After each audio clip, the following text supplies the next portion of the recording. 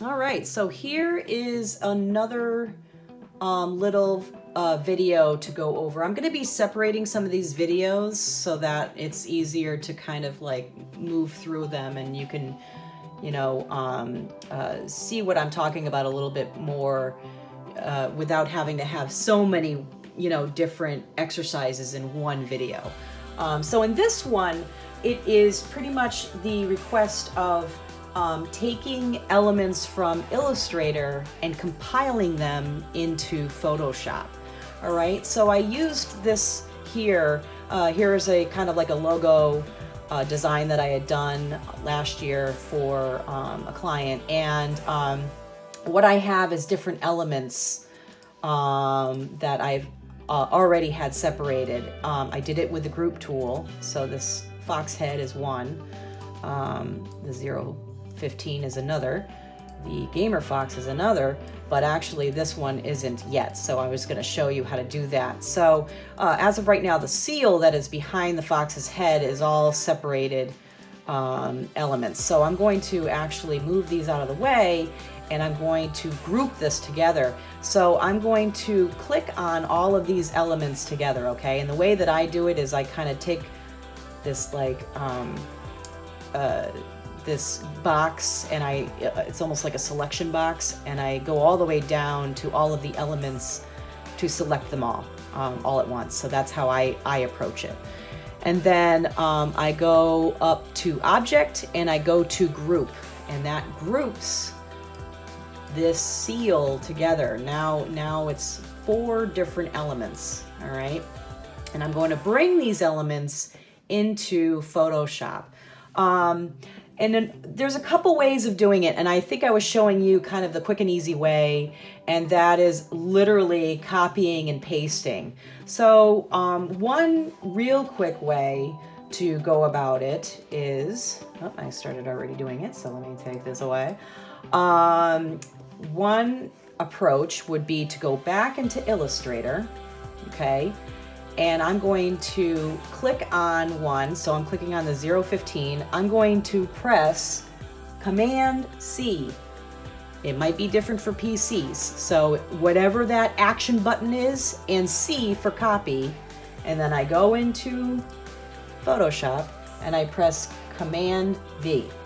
Now, here is the paste option that you're going to come up with. Smart Object means it's going to keep its integrity from what it was in Illustrator. You could do that, but I like to just go with pixels just because it's easier for me. It's already become a bitmap at this point, so I press OK, boom, there it is. Okay, so that's how I go about it, is copying and pasting in between the different applications. Another way is a more traditional way, and that is taking everything off of the artboard. As you can see, oops, it doesn't want to come off the artboard. Dragging everything off, and then causing this to be the only thing on the artboard. Okay, so the fox's head is going to be the only thing on there. Now what I'm going to do is I'm going to save as, and kind of similar to what I've been showing you guys all along, is saving it as a different type of a format. PDF is the one that transfers to a lot of different types of applications. So that's the one that I'm going to suggest to you, is the PDF, which you've already kind of started using anyways. Changing it to fox head. Okay, I'm going to place it just here so it's easier for me to see. Oh, let me do this real quick because I think I was already playing around. And then save. Okay, and it's going to then tell me, you know, what version I want. I want it the highest version possible, and then I'm going to save the PDF. All right, so now I'm going to get into Photoshop again, and I'm going to make sure everything is unselected, and then go to Open up in the File area. Now this is going to bring me, this is kind of the PC world too. You can kind of see that this is how PCs like to set everything up in files. But Macs like to jump. You could jump around and drag all you want, kind of a thing. It makes it kind of nicer. So I've opened it up.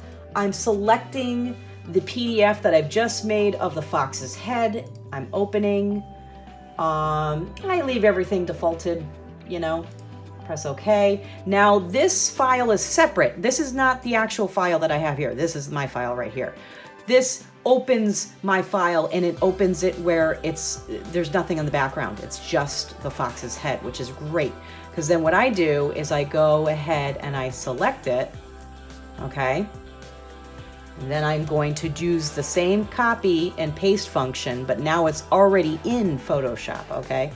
So then I'm going to Control C, Control V, and now I have the fox's head into the file that I'm using, all right? And, you know, another way is to, and again, this is kind of the tricks of Mac sometimes versus PC. I don't know. I don't think PC can do this, but you can literally drag your option. I know, isn't it great?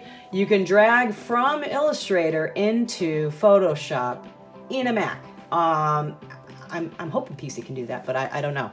So you can drag and drop things, which makes your life a heck of a lot easier too. And then you can start to kind of maneuver things around. I want the fox's head above, so as you can see, I'm kind of maneuvering layers as of right now, and then I can move the elements where I want them to be. I'm gonna do the same thing real quick with the gamer fox. I'm going to just copy and paste. This is the first one that I showed you. Pixels, bringing in the gamer fox, unselect.